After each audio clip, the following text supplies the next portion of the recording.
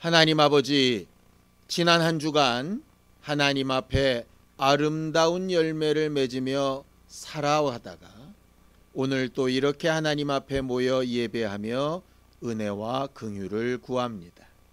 연약하고 부족한 부분이 많이 있을지라도 말씀으로 채우시고 새롭게 하셔서 하나님께서 우리에게 주신 기회를 잃어버리지 아니하는 지혜롭고 아름다운 신앙생활하는 우리 모두가 되도록 도와주시옵소서. 믿음으로 하나님을 사랑하여 헌금한 손길들 위에 복을 주시고 저들이 주의 말씀에 순종하여 행한 모든 일에 약속하신 응답들로 채워주시옵소서. 예수님의 이름으로 기도하였습니다. 아멘. 하나님의 말씀은 민수기 18장 25절에서 32절까지 말씀을 함께 합독하겠습니다. 민수기 18장 25절에서 32절까지 말씀을 함께 합독하겠습니다. 함께 읽습니다. 시작. 여호와께서 모세에게 말씀하여 이르시되 너는 레위인에게 말하여 그에게 이르라. 내가 이스라엘 자손에게 받아 너희에게 기업으로 준 11조를 너희가 그들에게서 받을 때에 그 11조의 11조를 거제로 여호와께 드릴 것이라. 내가 너희의 거제물을 타작마당에서 드리는 곡물과 포도즙 틀에서 드리는 즙같이 여기리니 너희는 이스라엘 자손에게서 받는 모든 것의 11조 중에서 여호와께 거제로 드리고 여호와께 드린 그 거제물은 제사장 아론에게로 돌리되 너희가 받은 모든 헌물 중에서 너희는 그 아름다운 것 곧 거룩하게 한 부분을 가져다가 여호와께 거제로 드릴지니라. 이러므로 너는 그들에게 이르라. 너희가 그 중에서 아름다운 것을 가져다가 드리고 남은 것은 너희 레위인에게는 타작마당의 소출과 포도즙 틀의 소출같이 되리니 너희와 너희의 권속이 어디서든지 이것을 먹을 수 있음은 이는 회막에서 일한 너희의 보수임이니라. 너희가 그중 아름다운 것을 받들어 드린즉 이로 말미암아 죄를 담당하지 아니할 것이라. 너희는 이스라엘 자손의 성물을 더럽히지 말라. 그리하여야 죽지 아니하리라. 아멘. 우리는 올 한 해 예수님만 바라보는 아름다운 삶을 살아보자 라고 매 주일을 이렇게 보내고 있습니다. 아름다운 삶은 하나님의 말씀이 그대로 이루어지는 삶이라고 우리가 잘 배웠죠.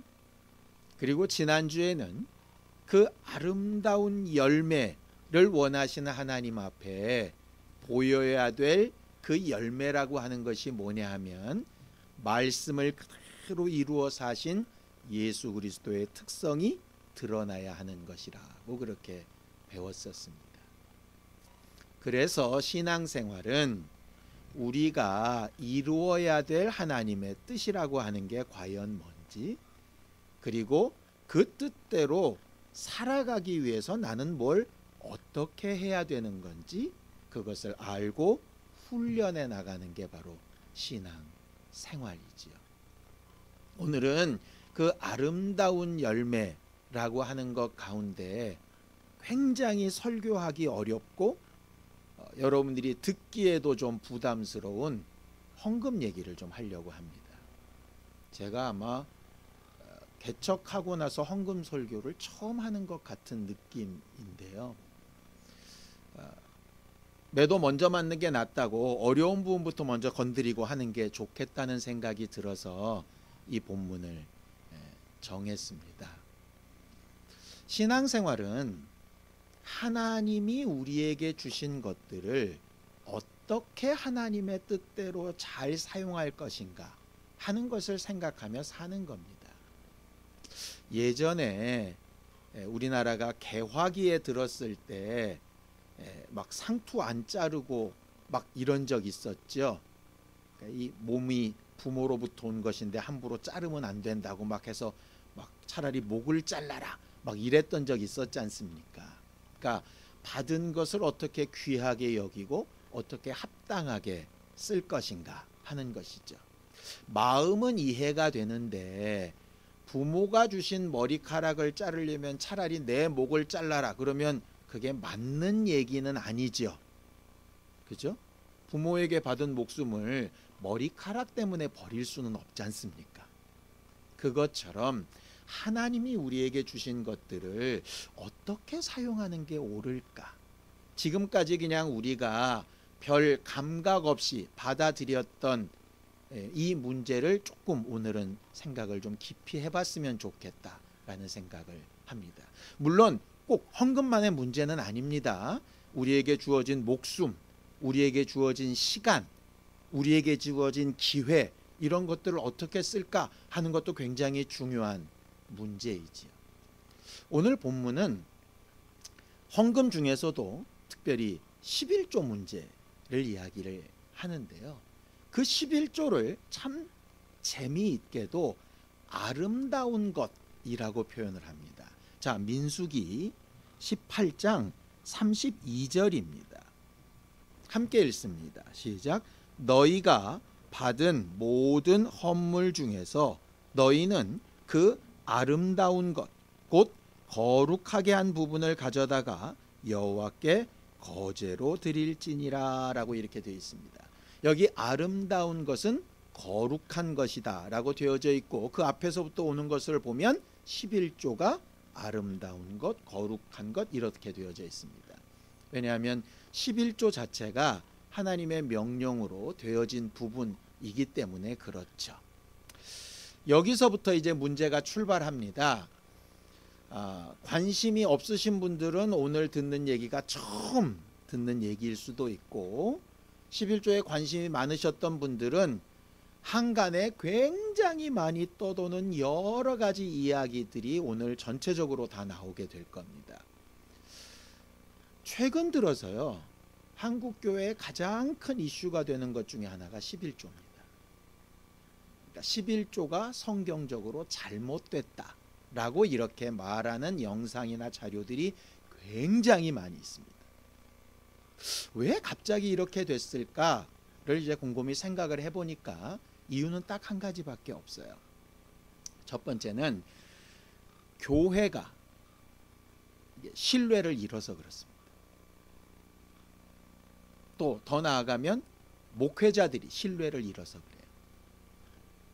교회가 제대로 헌금을 사용할 것이라고 믿고 목회자가 제대로 물질을 사용할 것이라고 믿으면 사실은 논란이 될 필요가 없는 문제입니다. 근데 들려지는 소식이 또 내가 눈으로 봤더니 이게 아닌 거예요. 우리는 어려운 가운데에도 하나님 앞에 드린다고 생각해서 헌금을 했는데 얼토당토하는 일들이 교회 안에서 또 목회자들 안에서 막 일어나는 거죠. 내가 이러려고 헌금을 했나 하는 자괴감이 막 빠지는 겁니다. 그러다 보니까 헌금 자체에 대한 의구심이 들기 시작하는 거예요. 그리고 사람들이 점점 목사의 말만 듣고 끝나는 신앙생활이 아니라 자기가 알아보고 들어보려고 하는 것들이 많아지다 보니까 자꾸 의문이 생기는 겁니다. 목사님들이 그걸 자꾸 지적합니다. 믿음 없다고. 근데 사실은요, 그거 굉장히 잘못된 지적입니다. 의심을 가지고 충분히 질문하고 생각해보고 다시 말씀으로 돌아가서 해봐야 하는 거예요. 그렇지 않으면 하나님의 말씀을 따라서 신앙생활한다는 착각을 하면서 실상은 사람의 말대로 하게 되는 거죠. 여러분들 지난주에 우리가 거짓 선지자의 특성을 배우셨죠? 거짓 선지자의 특성이 뭐죠? 선지자는 선지자입니다. 어떤 의미에서? 하나님의 말씀을 사용한다는 의미에서는 선지자입니다. 먼저 말씀을 안 사람이니까요. 그런데 그 안 말씀을 어떻게 사용하느냐? 자기 이익을 위해서 사용하는 거예요. 자기한테 유리하게 해석을 하는 거예요. 그게 거짓 선지자. 참 선지자는 나한테 손해가 돼도 정직하게 있는 그대로를 말을 해야 되는데, 이게 어떤 경우에는요, 목사들이 연약하고 한계가 있어서 내 딴에는 정직하게 해석을 했다고 하는데 나도 모르는 사이에 팔이 안으로 굽어가지고 나한테 혹은 우리한테 유리하게 이렇게 해석을 하는 경우들이 굉장히 많이 있습니다. 그러다 보니까 성경을 각각 좀 더 깊이 보고 내가 미처 보지 못했던 부분들을 서로 나누는 건 굉장히 중요한 문제입니다. 오늘 그 질문 몇 가지를 함께 나누려고 해요. 헌금이나 11조 문제가 나올 때에 가장 많이 나오는 질문이 이겁니다. 11조가 율법 아니냐 이거죠. 왜냐하면 하나님이 율법으로 명하신 게 11조 맞거든요. 율법의 규정 가운데 있습니다. 그러니 예수님이 오셔서 일각에서는 율법을 폐한 거 아니냐, 우리가 지금 율법을 지키고 살고 있지 않은데 왜 다른 율법은 지키라고 하지 않으면서 유독 11조만 하라고 하느냐라고 이렇게 질문을 합니다. 충분히 할 수 있는 질문입니다. 두 번째, 율법이 없어지지는 않았더라도 예수께서 이미 완성하신 거 아니냐, 그런데 왜 율법인 11조를 계속 강조하냐, 이렇게 얘기를 합니다. 사실 일리가 있죠. 만약에 11조가 율법이라 율법을 꼭 지켜야 된다면 지금도 우리는 돼지고기 먹으면 안 되고요, 피채 먹으면 안 되고요, 못 먹어야 될 것들이 수두룩 빽빽합니다. 그런데 그런 건 굉장히 자유하라고 해놓고 유달리 11조 문제만 강조를 하거든요. 그러니까 형평성이 틀리다 이렇게 얘기하는 거죠. 11조를 그렇게 강조하려면 차라리 안식일을 지키자 이렇게 얘기가 나오게 되는 겁니다. 자, 그런데 11조를 언급한 가장 첫 번째 성경 구절들을 찾아보면 율법이 아니라고 하는 걸 알 수 있습니다. 자, 성경을 보죠. 창세기 14장 20절입니다. 함께 읽습니다. 시작. 너희 대적을 내 손에 붙이신 지극히 높으신 하나님을 찬송할지로다 하매 아브람이 그 얻은 것에서 10분의 1을 멜기세덱에게 주었더라, 이렇게 되어 있습니다. 이게 무슨 얘기냐면 아브라함이 전쟁을 해서 크게 이겼습니다.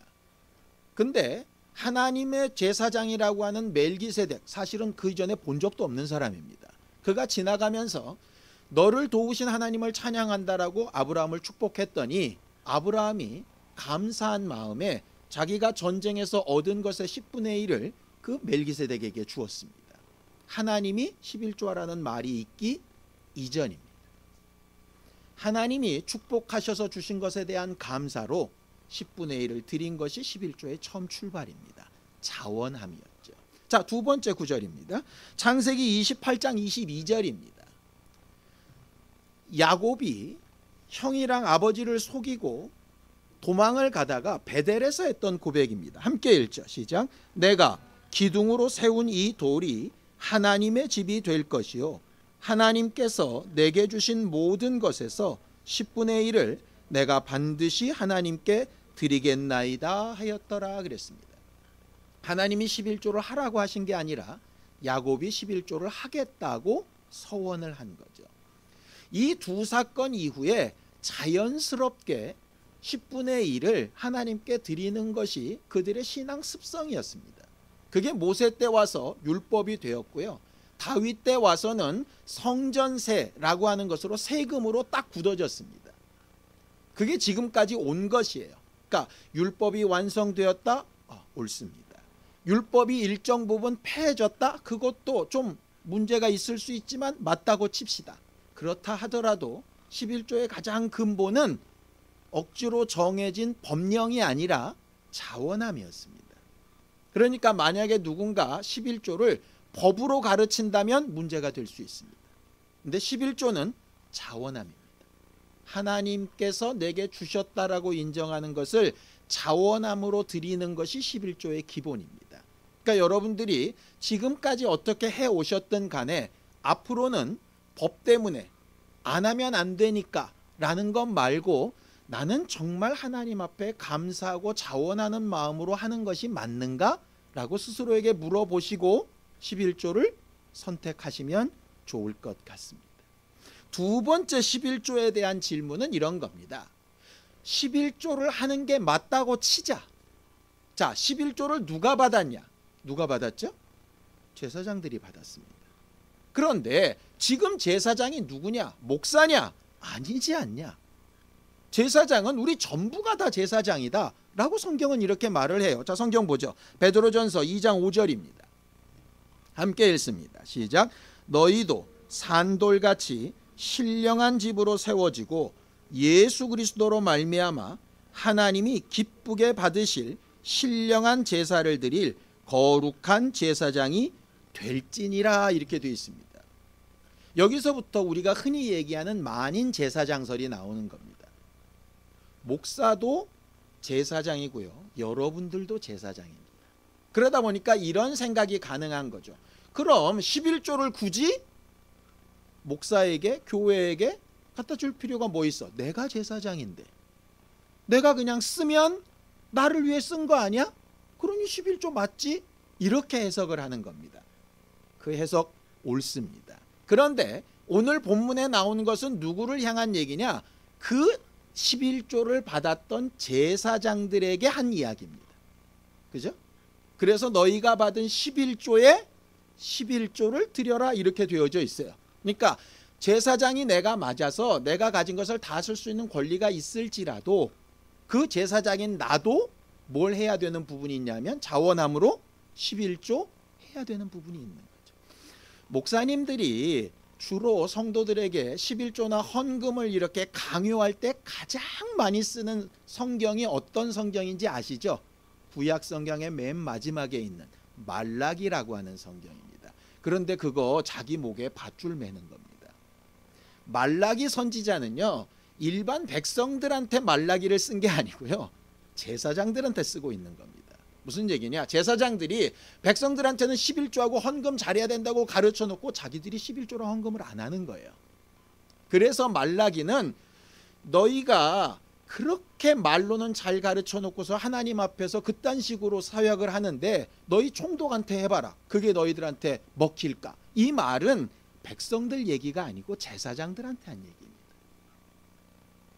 제사장들이 자기가 받는 이익을 생각해서 11조를 강조해 놓고 자기는 안 하는 거예요. 제일 잘못된 일이죠. 성도들한테 성경 읽으라 그러고 목사가 안 읽는 거예요. 성도들한테 기도하라 그러고 목사가 기도 안 합니다. 그러면은 거짓말이죠. 그래서 우리 모두가 제사장 맞는데요, 그 제사장들도 11조 하는 부분이 분명히 권면되어져 있습니다. 그 부분을 여러분들이 기억하실 수 있었으면 좋겠어요. 세 번째는요, 꽤 이제 어려운 내용입니다. 11조로 번역된 히브리어의 원래 단어 뜻이 전체를 대표하는 하나라고 하는 뜻입니다.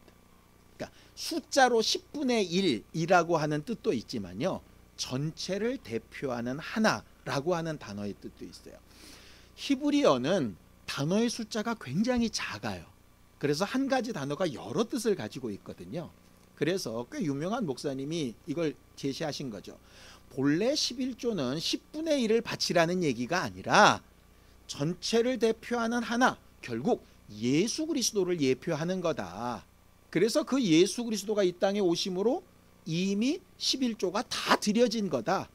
그가 자기 목숨을 십자가에 달리심으로 모든 11조가 다 완성된 거다. 그렇기 때문에 또 11조를 강조하는 건 예수 그리스도의 공로를 어기는 거다. 이렇게 가르치셨어요. 그래서 그게 많은 사람들한테 큰 위로와 힘이 됐죠. 11조 안 해야 되는구나. 하면은 저주받는구나. 이렇게 됐었어요. 자, 저는 그 말에 전적으로 동의합니다. 그 단어의 뜻이 그렇다는 것도 동의하고요. 11조의 본래 의미가 우리 모두가 하나님 앞에 다 충성해야 되는데 우리는 그럴 능력이 없어서 예수께서 대표적으로 그걸 하시고 우리가 그 공로로 전부 다 살았다 라고 하는 것을 저도 동의합니다. 우리가 흔히 그렇게 설명하죠. 우리가 받은 10개 중에 10분의 1 드리면 나머지 9개도 하나님께서 받으신 걸로 인정해 주신다. 이런 얘기도 굉장히 많이 들으셨잖아요. 그게 바로 11조의 본래 의미 맞습니다. 자, 그렇다면 그렇게 우리의 대표격이 되는 예수는 11조에 대해서 뭐라고 얘기하셨는지를 들어보자 이 말이죠. 자, 성경을 봅시다. 누가복음 11장 42절입니다. 함께 읽습니다. 시작. 화 있을진저 너희 바리새인이여 너희가 박하와 운양과 모든 채소의 11조는 들이되 공의와 하나님께 대한 사랑은 버리는도다. 그러나 이것도 행하고 저것도 버리지 말아야 할지. 예수가 우리의 11조 되신 건 맞습니다. 그가 모든 것을 다 이루신 건 맞습니다. 오케이. 그런 예수가 내가 다 이루었으니 너희는 쉬어라 이랬으면 저도 절대로 뭘 하라고 하면 안 됩니다. 그런데 예수께서 뭐라고 하셨느냐? 이것도 행하고 저것도 버리지 말라 그랬어요. 물론 그 말에 또 일각에서는 이렇게 반박을 합니다. 그건 그 당시 바리새인한테 하신 말씀이지 이렇게 얘기합니다. 자, 그러면 우리는 성경 안에서 빼야 될 말씀이 너무 많습니다. 지금 우리한테 하신 말씀인지 그 당시 딱 그 사람한테만 하신 말씀인지 그걸 다 구분해서 성경을 갈기갈기 찢어서 다 빼야 되는 거예요. 근데 우리는 분명히 성경을 통해서 이렇게 배웠습니다. 하나님의 말씀은 어제나 오늘이 동일하시고 그는 죽은 자의 하나님이 아니라 산 자의 하나님이시라 지금도 그 말씀으로 동일하게 이야기하십니다. 그래서 사실 그렇게 받아들이면 기본적으로 안 하겠다는 마음이기 때문에 그건 더 이상 논쟁이나 대화의 가치가 저는 없다고 사실 생각을 합니다. 거기까지 가면. 중요한 건 예수께서 명령하여 안 하면 저주받는다 이렇게 말씀하신 적 없습니다. 제대로 안 하면 하고도 화 있다 이렇게는 말씀하셨지만 안 하면 저주받는다 이렇게 말씀하신 적은 없습니다. 그렇기 때문에 자원하는 마음으로 하는 것은 중요합니다. 네 번째는 아주 똑똑하게도 이렇게 얘기하는 분들도 있습니다. 기독교가 개혁된 나라가 최초에 어디냐? 독일 아니냐? 마틴 루터를 통해서. 그런데 그 개혁의 선봉주자인 독일은 11조 없다. 그런데 왜 우리나라만 미국만 이렇게 11조를 얘기하냐? 그렇게 얘기하는 질문도 있습니다. 이해할 수 있습니다. 그런데 독일에는 특별하게요. 종교세가 있습니다. 독일에 있는 모든 종교 지도자들은요. 각 개교회에서 사례를 받지 않습니다. 공무원처럼 나라에서 받습니다. 독일 국민들이 내는 세금 안에 고지서 안에 종교세가 포함되어 있어요. 여러분들 전기세 내면 그 안에 뭐가 포함됐는지 아시죠? TV 수신료요.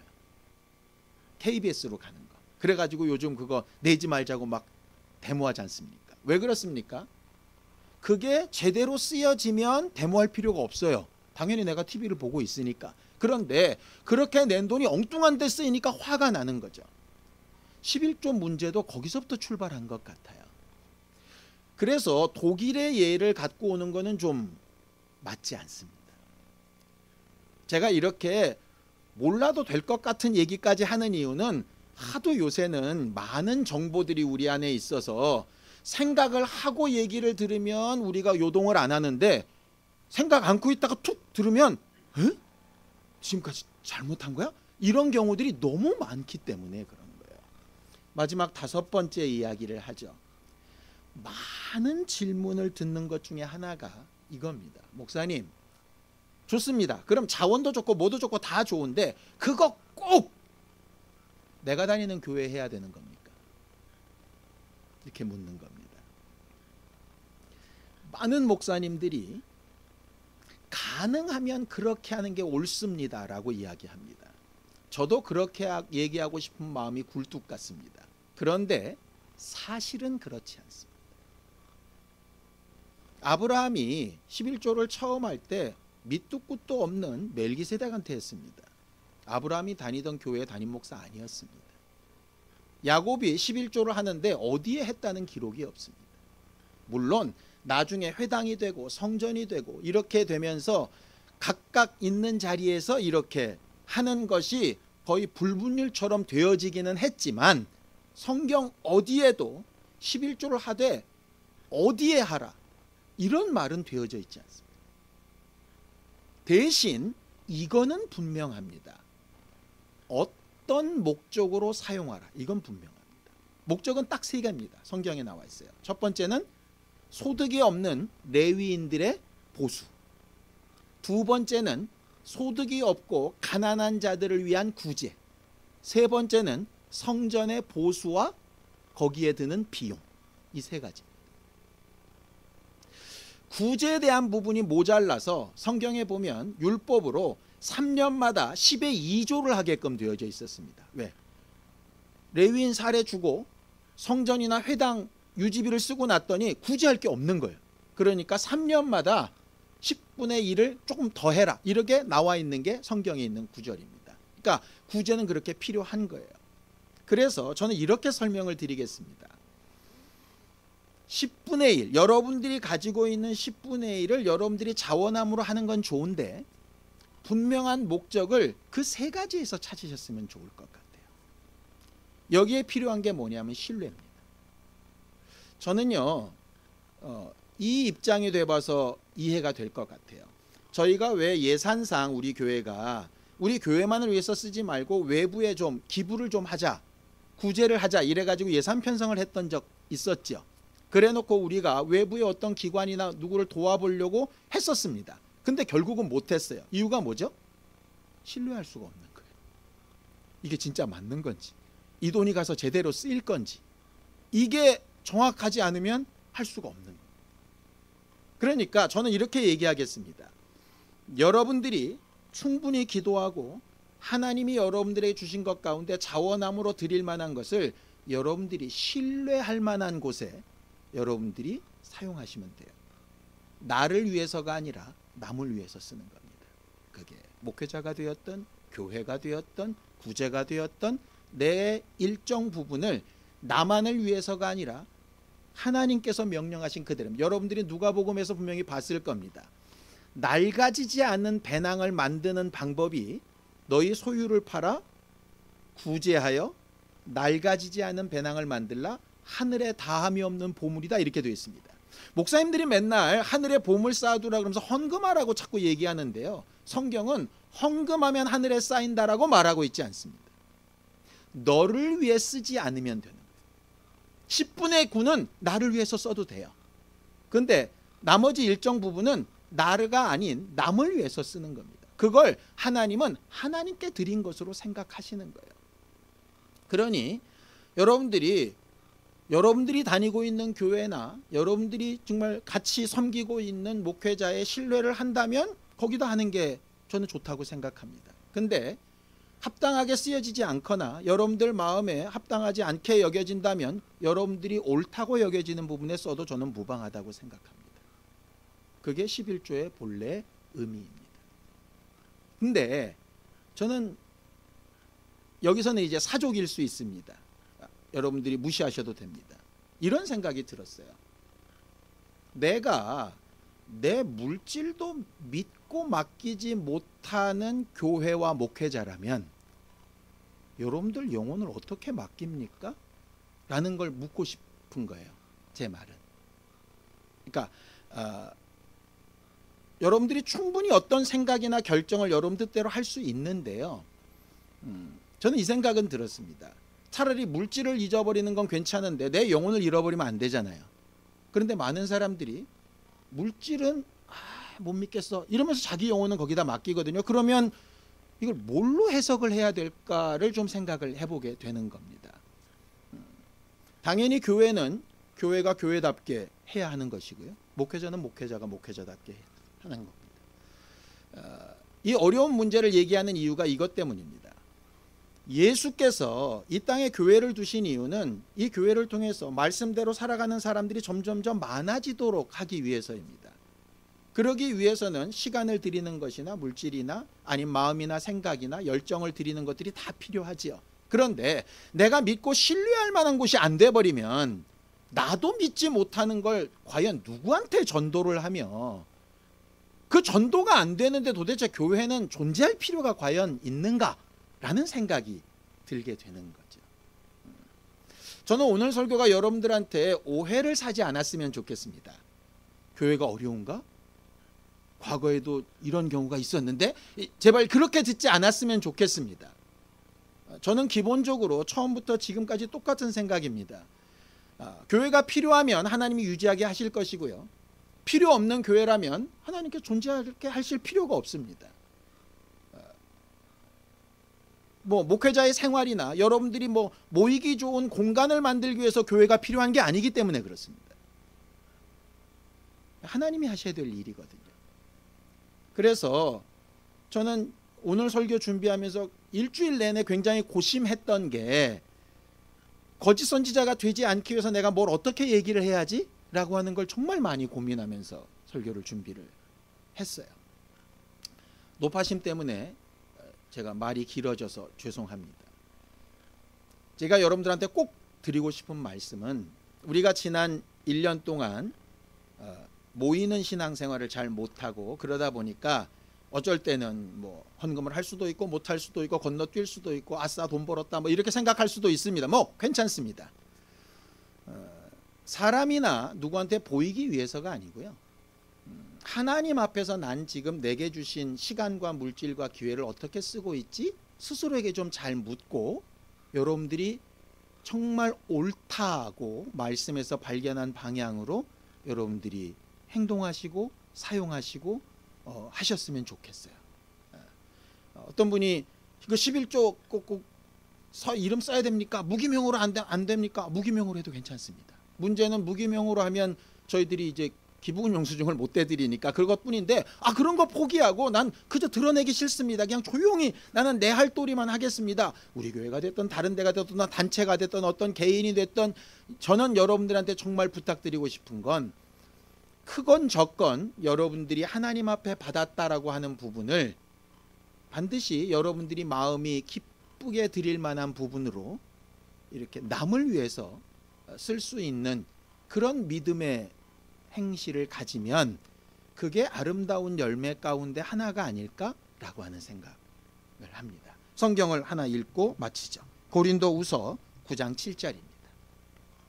함께 읽습니다. 시작. 각각 그 마음에 정한 대로 할 것이요 인색함으로나 억지로 하지 말지니 하나님은 즐겨내는 자를 사랑하시느니라. 거기 분명히 그렇게 되어 있죠. 각각 그 마음에 정한 대로 할지.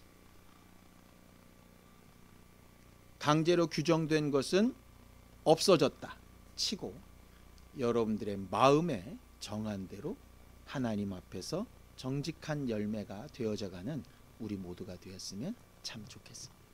기도하겠습니다.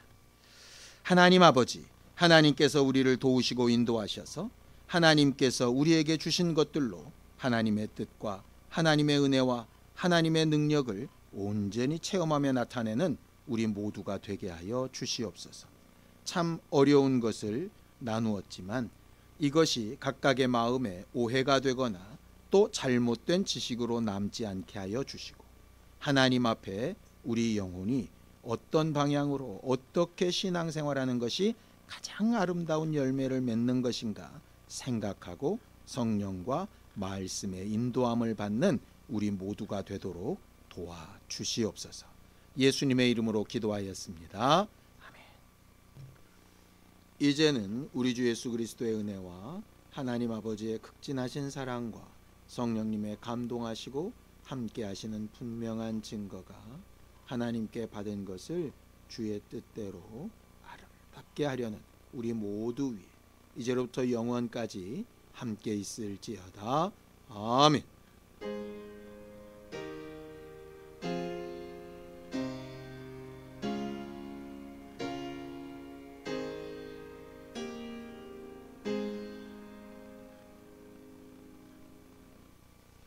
이번 한 주간 하나님께 드릴 것을 잘 구별할 줄 아는 우리 모두가 됐으면 좋겠습니다.